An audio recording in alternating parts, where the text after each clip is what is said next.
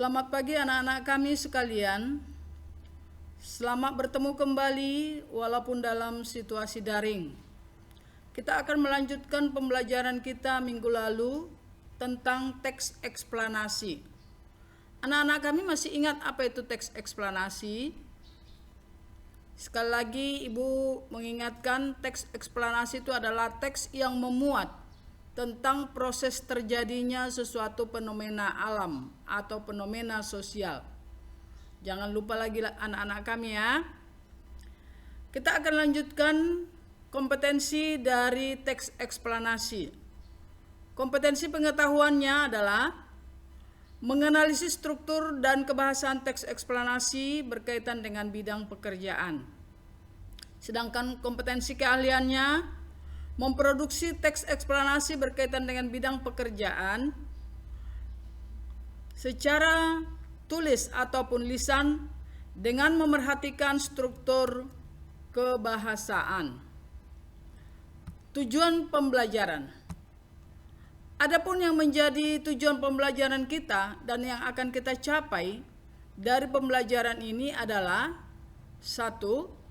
Siswa mampu mengkonstruksi atau membangun atau membuat informasi dalam bentuk teks eksplanasi berkaitan dengan bidang pekerjaan secara lisan ataupun tulis.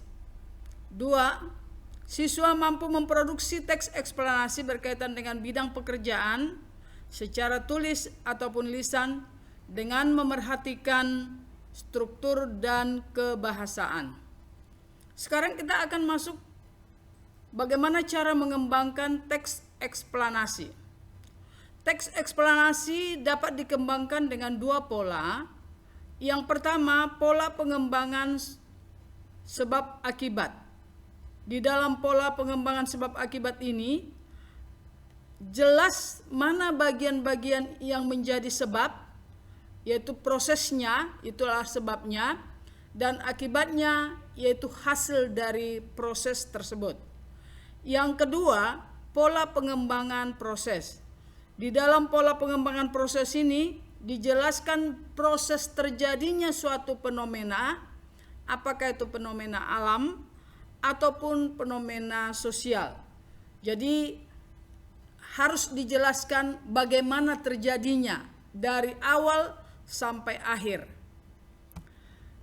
Kemudian kita akan mempelajari bagaimana cara menulis teks eksplanasi. Untuk menulis sebuah teks eksplanasi, ada beberapa langkah yang harus kita perhatikan. Yang pertama, menentukan topik yang menarik. Jadi harus topik itu topik yang menarik sehingga pembaca tergugah untuk membaca teks eksplanasi yang kita buat. Yang kedua, membuat rancangan kerangka.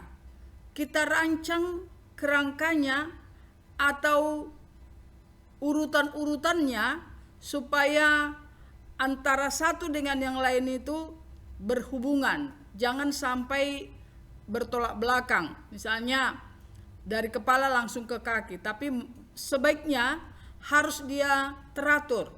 Kalau mau dari kepala ke leher, ke badan dan seterusnya. Seperti itu. Jadi dirancang sedemikian rupa. Yang ketiga, mengumpulkan referensi. Di dalam mengumpulkan referensi ini, di dalam mengumpulkan data untuk memperjelas teks yang akan kita buat, haruslah data yang akurat. Yang keempat, kita mengembangkan teks, tinggal mengembangkan sesuai dengan kerangka yang sudah kita susun. Dan yang terakhir, setelah teks itu menjadi sebuah teks yang lengkap, teks eksplanasi yang lengkap, kita menyunting, kita sunting teksnya, kita edit bagian-bagian yang tidak nyambung, bagian-bagian yang kurang tepat. Ya, boleh urutannya pun ditukar, boleh bahasanya diperbaiki juga boleh. Itulah yang disebut dengan menyunting atau mengedit teks. Untuk lebih jelasnya, ada Ibu sajikan di sana contoh teks eksplanasi, ada di dalam modul. Ibu harap anak-anak kami semuanya mempelajarinya sesuai dengan yang ada di dalam materi dan di buku paket, supaya anak-anak kami bisa nanti membedakan antara teks eksplanasi dan teks eksposisi. Sekian dan terima kasih. Selamat belajar dan selamat beraktivitas. Salam sehat selalu. Stay at home.